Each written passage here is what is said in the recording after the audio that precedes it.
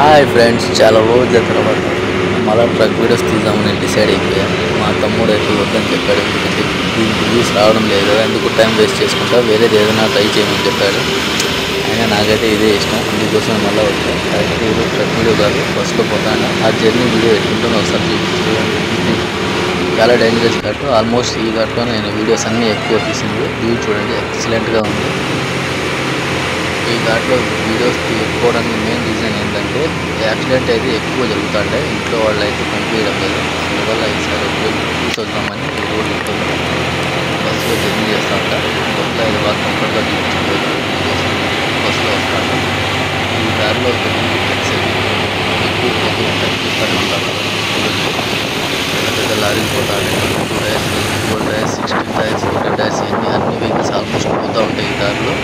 Very dangerous ghat ఇది, ఎందుకంటే ఎక్కువ పెద్ద వెహికల్స్ పోవడం వల్ల యాక్సిడెంట్స్ కూడా ఎక్కువ జరుగుతూ ఉంటాయి దీంట్లో. ప్రజెంట్ నా జర్నీ అయితే రాయచోటికి బయలుదేరినాను. కడప నుంచి బస్సులో. మామూలుగా అయితే బైక్లో పోయేవాళ్ళు, బైక్లో రాగా అయితే 18 టైర్స్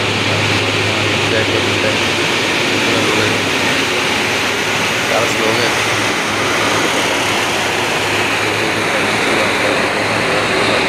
ఎక్కువ లారీస్ యాక్సిడెంట్ జరుగుతూ ఉంటాయి ఈ రూట్స్లో.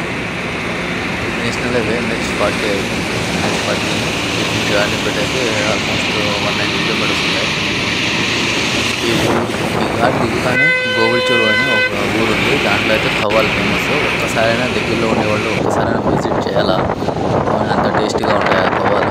ఇప్పుడైతే పక్కనైతే ఆ ఊరు ఘాట్ దిగుతాను. ఈ 2 టర్నింగ్స్ ఉంటాయి దిగేటప్పుడు. ఎక్కేటప్పుడు మాత్రం ఆ పక్క నుంచి కడప నుంచి అయితే 4 వస్తాయి, ఈ పక్క నుంచి అయితే 2. అంతే. ఈ రోజుతో ఈ వీడియోతో ఎంజాయ్ చేయండి, ఎందుకంటే చాలా రోజులైంది కాబట్టి వీడియో చూసాను. వీడియో పెడతా అంట. ఎవరైనా ఇంట్రెస్ట్ ఉంటే సబ్స్క్రైబ్ చేయండి, ఛానల్ని షేర్ చేయండి. ఓకే ఫ్రెండ్స్, నెక్స్ట్ వీడియోలో కలుద్దాం.